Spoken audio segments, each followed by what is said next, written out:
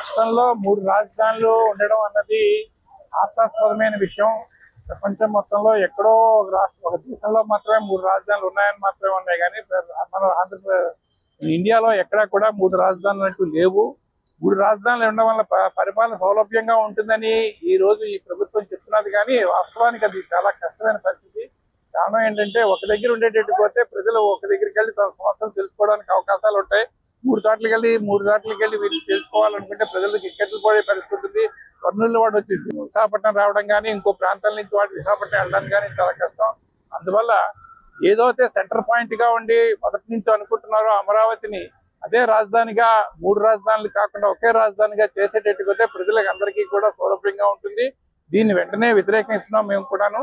దీనికి ప్రభుత్వం వెంటనే దాన్ని స్పందించి ఒకే రాజధానిని ఏర్పాటు చేయాలని చెప్పి నేను కోరుకుంటున్నాను. అభివృద్ధి అన్నది ఏమీ ప్రత్యేకంగా లేదు. ఎందుకంటే ఈ గత 8 సంవత్సరాల్లోని అప్పుడే 8 సంవత్సరాలు 7 సంవత్సరాలు పూర్తయ్యాయి. 7 సంవత్సరాల్లోని ఏ రకమైన ఫ్యాక్టరీలు కానీ ఏమీ మన రాష్ట్రంలోకి వచ్చి రాలేదు. వస్తాయనుకున్న కూడా పూర్తిగా వెళ్ళిపోయాయి. గతంలో వచ్చిన ఫ్యాక్టరీలను కూడా ఈ రోజు మూతపడిపోయే పరిస్థితి వచ్చింది. నిరుద్యోగ సమస్యలు అంతకంతగా పెరుగుతున్నది.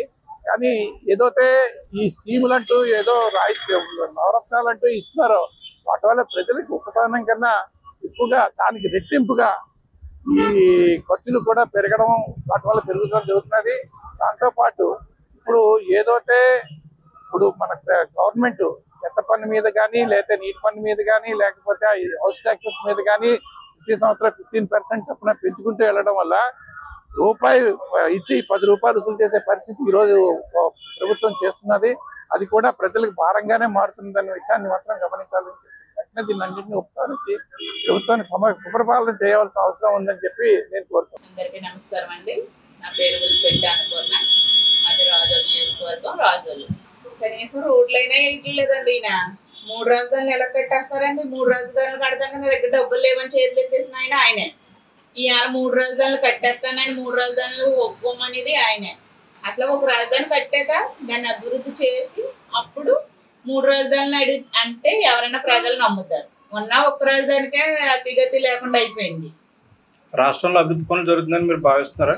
జరుగుతున్నాయండి. అదిగో ఇక్కడ షాపులలో అందరము కూడా మొఖానికి మాస్కులు కట్టుకుని లేకపోతే కవర్లు వేసుకుని వ్యాపారాలు చేసుకుంటున్నామండి. రోడ్లు చూడండి ఎంత అధ్వానంగా ఉన్నాయో. ఏదైనా లారీ వెళ్ళినా, ఏదైనా వెహికల్ ఎల్లులోకి తట్టుడు బూడిద వస్తుందండి. మేము ఏదైనా స్టిచ్చింగ్ చేసుకున్న మోడల్ బ్లౌజ్ కానీ, మోడల్ ఫ్రాక్ కానీ పెట్టుకుందామంటే దాని నిండా బూడిదే. అంత అభివృద్ధి జరిగిందండి జగన్ గారి హయాంలో. ప్రతిపక్షాలపై ప్రభుత్వం అడ్డుకోవడం మీ యొక్క అభిప్రాయం? ఆయన భయం అండి. జగన్మోహన్ రెడ్డి గారికి భయం. ప్రతిపక్షాలు అంటే ఇవి ఎక్కడ మళ్ళీ ఫామ్ లోకి వచ్చేస్తాయో, నన్ను ఎక్కడ కుర్చీ దింపేస్తారో అని ఆయన ఒక భయమే ప్రతిపక్షాల పర్యటన ఆఫ్ చేయించిందండి. అంత మించేమీ లేదండి. స్థానిక ఎమ్మెల్యే పనితీరు మీరు ఎలాగనుకుంటున్నారు? అభివృద్ధి చేస్తాననే వైసీపీలోకి వెళ్ళారండి ఆయన. అభివృద్ధి అన్నారు, కనీసం ఒక రోడ్ వేయించలేదండి. ఇది రాజోలుకున్న మెయిన్ రోడ్ అండి. ఉద్యోగస్తులకు జీతాలు లేవండి. 8, 9, 10 తారీఖులు వచ్చే వరకు కూడా ఉద్యోగస్తులు ఎదురు చూస్తున్నారు. ఉద్యోగస్తులను ఇబ్బంది పెట్టిన ప్రభుత్వం అయితే వైఎస్ఆర్ ప్రభుత్వం అండి. వైఎస్ఆర్ ప్రభుత్వంలో ప్రతి ఒక్కళ్ళు బాధపడ్డ వాళ్ళే కానీ సంతోషంగా ఉన్నవాళ్ళు లేరు. ఎక్కడో అమ్మఒడి ఇచ్చినాడు ఆ 4 రోజులు సంతోషంగా ఉండొచ్చు అంతే తప్ప అంతకు మించి జనాలు అయితే సంతోషంగా లేరండి. నమస్తే అండి. అల్కిపురం, అది సత్యామని నా పేరు. ఇది రాజధాని ఒక రాజధానికే అభివృద్ధి లేనప్పుడు 3 రాజధానులు ఏమవుతుందండి? మాకైతే ఒక రాజధాని మీదే ఉందండి. ఇప్పుడు ప్రతిపక్షాల పర్యటన ప్రభుత్వం అడ్డుకోవడం ఎంతవరకు సమంజసం అంటారు? అది అయితే తప్పేనండి. రాజ్యాంగం ప్రకారం ఎక్కడా లేదు కాబట్టి మేము అది తప్పు పడుతున్నాం. ఎవరైనా ఎలాగైనా ప్రచారం చేసుకోవాలనే కోరుకుంటున్నాం. పరిపాలన అయితే మాకేమీ బాగోలేదండి పరిస్థితులు. ఉచిత పథకాలు ఇచ్చి అందరినీ సోమరిపోతులు చేస్తున్నారు. దానివల్ల కలిసి వచ్చేది ఏమీ లేదండి. చేసుకునే పని కూడా చేయటం లేదండి సరిగ్గా జనం. ఉచితం వచ్చేస్తున్నాయని ఆలోచిస్తున్నారు. దానికైతే మేము మద్దతు ఇవ్వమండి. పరిపాలన కూడా అసలు ఏం బాగోలేదండి. రోడ్లు ఎలా పడితే అలా ఉన్నాయి. చాలా ఇబ్బందులు పడుతున్నామండి. వాటర్ కూడా రాని పరిస్థితుల్లో ఉన్నాయండి. కొన్ని కాలనీలకి అయితే వాటరే రాదండి మాకు అసలు. మా కాలనీ అయితే అసలు వాటరే రాదు. మేము వంటకు కూడా కొనుక్కోవాల్సి వస్తుంది వాటర్.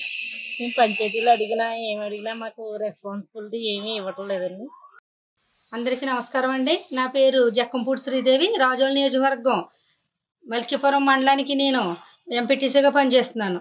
3 రాజధానుల మీద నా అభిప్రాయం వచ్చేసండి, ఒక రాజధాని అయితే బాగుంటుంది అనేది నా అభిప్రాయం. ఎందుకంటే 3 రాజధానులు అనేసరికి అభివృద్ధి అనేది ఎక్కడా కూడా జరగదు.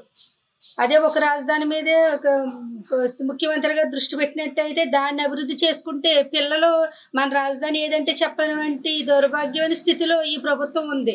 ఇటువంటి పరిస్థితుల నుంచి మనం తప్పించుకోవాలంటే ఈరోజు ఒక రాజధాని మీద మనం దృష్టి పెట్టి ఒక రాజధాని అభివృద్ధి చేస్తే బాగుంటుంది అనేది నా అభిప్రాయం. అస్సలు జరగట్లేదండి. ఎందుకంటే ప్రతి ఎవరిని అడిగినా సరే, చిన్న నుంచి పెద్ద వరకు ఎవరిని అడిగినా సరే ఏ రకంగా ఎవరో కూడా ఈరోజు ఈ ప్రభుత్వంలో సుఖ సంతోషాలతో లేరు. అదేవిధంగా ప్రజలకు అవసరమైన కనీస మౌలిక సదుపాయాలు కూడా ఈ ప్రభుత్వం కల్పించట్లేదు. రోడ్లు చూస్తున్నారు మీరందరూ కూడా, మనం తిరిగే రోడ్లు ఎలా ఉంటున్నాయి మీరు అందరూ కూడా చూస్తున్నారు. మేము చాలాసార్లు రోడ్ల గురించి కూడా మేము నిరసన తెలియజేయడం జరిగింది ఈ ప్రభుత్వం గురించి. ఈ విషయం అయితే మేము తీవ్రంగా ఖండిస్తున్నామండి. ఎందుకంటే ఎక్కడైతే ఈ నిరంకుశ ప్రభుత్వం, ఈ జగన్మోహన్ రెడ్డి గారి ప్రభుత్వం ఎక్కడైతే ముందు మళ్ళీ ప్రభుత్వం వీళ్ళు చేపట్టలేరని ఒక భయంతో ఈ మీ ప్రతిపక్ష పార్టీలు చేసేటువంటి ప్రచారాలను అయితే లేదంటే వాళ్ళు చేసే వీటిని అయితే అడ్డుకుంటాం అయితే ఖచ్చితంగా జరుగుతుందని చెప్పుకోవాలండి. వీళ్ళ ప్రజల్లోకి ఎక్కడైతే వేరే పార్టీ ప్రజల్లోకి వెళ్తుందని ఒక్క భయంతో తమ మనుగడ కోల్పోతామని భయంతో ప్రతిపక్షాలు చేసేటువంటి పర్యటనలు ఎన్నట్లు అడ్డుకుంటున్నారు. రాజ్యాంగం మనకు కల్పించిన ప్రధానమైన హక్కు ఏంటంటే మన భావ ప్రకటన స్వేచ్ఛ. ఎవరు ఇష్టం వచ్చిన పార్టీ వాళ్ళు పెట్టుకోవచ్చు, వాళ్ళ పార్టీ ప్రచారాలు చేసుకోవచ్చు. దాన్ని అడ్డుకుంటానంటే నిరంకుశ ప్రభుత్వం ఈ వైసీపీ ప్రభుత్వం అని నేను ఖచ్చితంగా తెలియజేస్తున్నాను. మేడం, టోటల్ గా జగన్ పరిపాలన ఏ విధంగా ఉందనుకున్నారు? అస్సలు బాగోలేదండి. ఈ రాజకీయ చరిత్రలోనే ఇటువంటి ప్రభుత్వం అయితే ఎప్పుడూ మేము చూడలేదని చెప్పుకోవచ్చు. ఖచ్చితంగా బాగోలేదు.